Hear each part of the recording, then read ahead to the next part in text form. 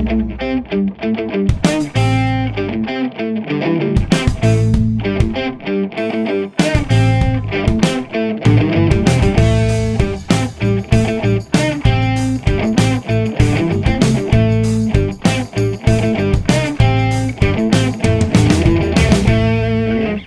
and welcome back into Slick Talk. I am your host, Blackstone Joe, and you are listening to episode 38, the PreBuy Sample, where we talk about what you can hope to learn with one, whether it's being taken from an aircraft, a car, a truck, a boat. We're going to cover the whole spectrum of engine types, so that way you get an idea of what you can hope to learn, what we look for, and of course results that you might want to take with a grain of salt. We're going to educate you on the whole nine, but before I get into the main event, I wanted to give a special thanks to a few folks who reached out for Slick Talk merchandise, namely Danny, Nick, Connor. Shout out to all of you for expressing interest in Slick Talk merch. I was boxing up some of those orders myself. I was excited to send them off to you. If you are new here and did not know, we have Slick Talk merch available on our website under the products tab. You can find shirts and hats. Soon we're also going to be adding some more Blackstone Labs merch in general. We have towels, we have beanies, we already have hats available online. So if you have been needing your Blackstone merch fix, don't hesitate to head on over to the website. And one other thing before we get things going here. If you remember last episode 37, I talked about an upcoming collaboration.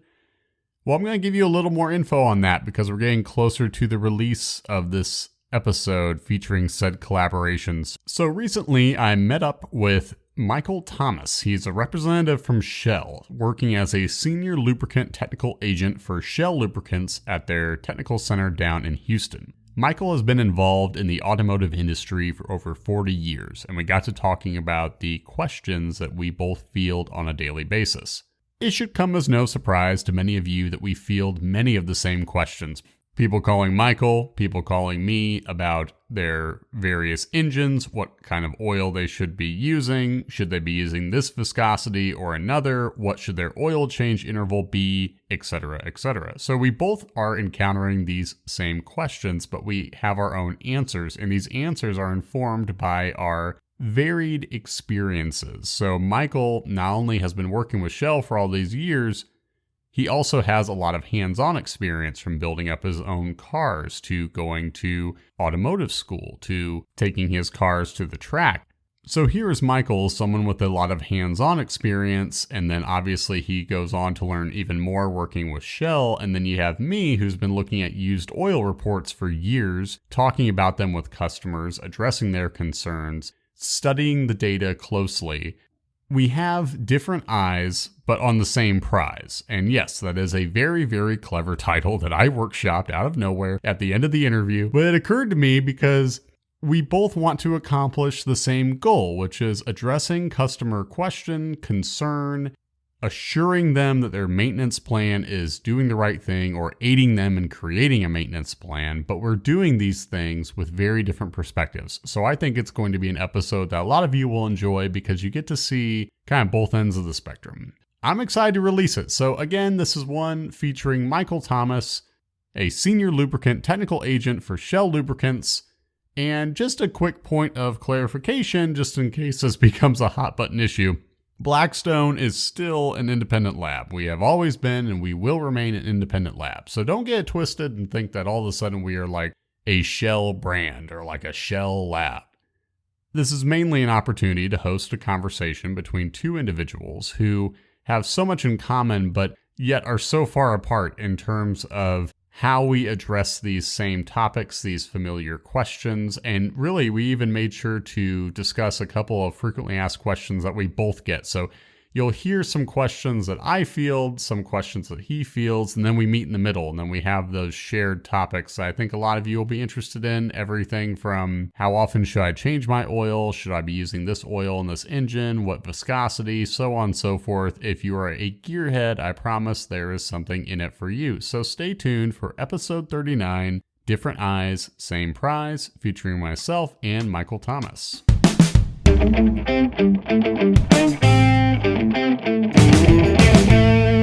And here's our main event, the PreBuy Sample. So this is another kind of sample that I think a lot of people assume we might only exist to look at. Like, I would say when you talk about samples that people assume might be our entire day-to-day, that would start with probably extended oil change intervals.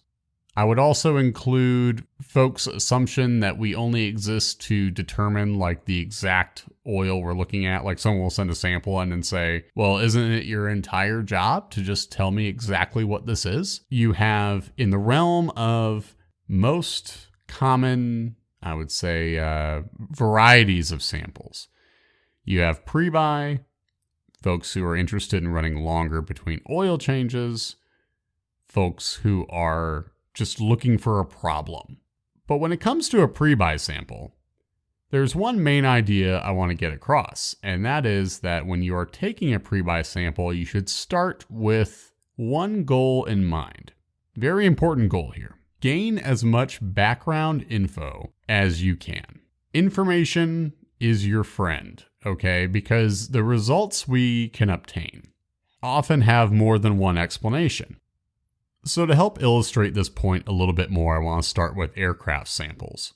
So often we'll look at aircraft where the results might appear less than ideal at face value, but with the benefit of context, they don't always spell trouble. So first of all, aircraft tend to do quite a bit of sitting while they're up for sale. Sitting is important for an aircraft because unlike a modern engine that's going into a car or a truck, condensation from the atmosphere, sitting, these factors can lead to corrosion forming. So if an aircraft is doing a lot of sitting, you take a pre-buy sample and then it comes back with high aluminum, high iron, well, that's not necessarily a problem. And you might have other metals testing high too, just depending on the cylinder type.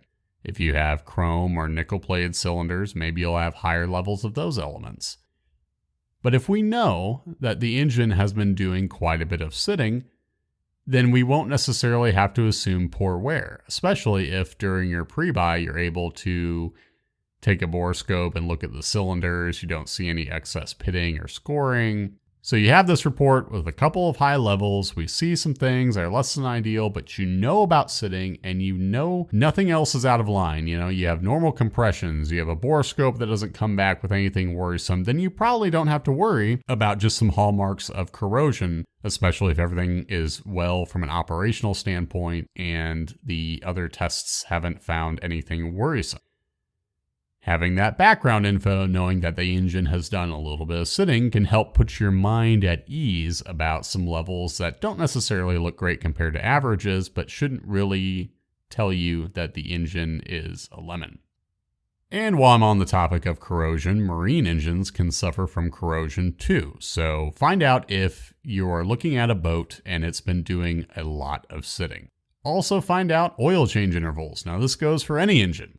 Do your best to shake down the owner for information regarding how long the oil has been in use. I'm not talking about calendar time because, well, unless it is a boat or an aircraft, calendar time isn't terribly helpful because you want to know about hours or miles more so than calendar time, especially if it's an automotive engine, because metals are only going to accumulate with use. So they're not going to just accumulate in a car or truck that has a modern engine. Because here's the thing, modern engines that are in vehicles, they don't have open breathers, so you don't have moisture coming in from the atmosphere. And really anything late 80s and up, it's a safe bet to consider that a modern engine. So if you are dealing with an engine that's kind of borderline, you know, you're not really sure if you feel confident calling it modern or not, just find out if it has an open breather. And if it doesn't, then you can really put calendar time aside and just focus on miles. When it comes to transmissions, again, background info is just so handy because here's what's common with a transmission, especially in a vehicle. Generally, they don't have that oil changed terribly often. So if you were to take a pre-buy sample and you get one from the transmission and it just comes back chock full of metal, you might see a high amount of solids, you might see a thin viscosity, excess silicon, a lot of elements that we need to put bolded marks on because they are high. Well, it's not really going to amount to a problem usually If that transmission is shifting well and it happens to be factory oil or even the second fill, we're probably looking at wear-in and sealers. It's not necessarily a reason to run away from the car. Same idea with really any transmission you're talking about, no matter what it's in. Generally, they just don't have the oil changed that much, so find out the service history. If you are confident in the gearbox not having many fluid changes, then chances are good high levels aren't really reason to be concerned. Now, on the topic of metals, in general, you want to take wear levels with a grain of salt if you don't know the oil change interval. And this can kind of throw people off a little bit. So we'll find high metals and we'll say, well, it can show extra wear. It can show even normal accumulation depending on the oil change interval. And sometimes I think folks will be a little frustrated and they'll say, well, which is it? You're a lab. Why can't you tell? Well, metals can accumulate in a variety of ways. So either a long oil run, wear-in from repairs, or obviously poor wear. These are all possibilities. Contamination. Contamination shouldn't be there regardless, right? So very expensive issues like an internal coolant leak, fixing one of those, fixing a head gasket problem, that can be avoided by checking for coolant contamination, which shouldn't be present no matter what you have, no matter how many oil changes it's had, no matter, especially if they haven't done any recent work where coolant would have had a chance to be introduced or they haven't fixed a leak recently. I mean, if they have fixed a leak recently, that would probably scare most of you off, but using a pre-buy sample to check for things like coolant, to check for excess fuel, especially if you're looking at an engine that has a penchant for fuel system issues. I'm not going to throw any under the bus right now, but there are some out there, and if you've done your homework, you might know, hey, this engine is known to have excess fuel dilution. I want to check for it before I buy the car. You shouldn't have excess fuel, you shouldn't have coolant, and you shouldn't have excess dirt.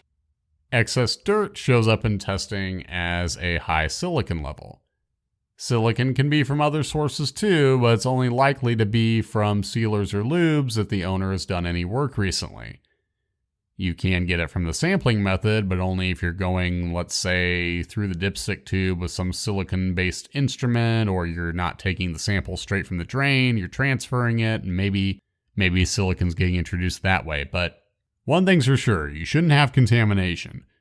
And if we find it, especially worrisome amounts of coolant, fuel, whatever it may be, that alone is a valuable piece of information, either the contamination being present or the lack thereof. That is a great place to start when you're buying anything. So to go back through the rundown a little bit, background info is your friend no matter what. When you're getting ready to take a pre-buy sample, find out what you can as far as recent repairs, how long the oil has been in use. If you're talking about aircraft or a boat, it's good to know calendar time just because corrosion can be a factor in these instances.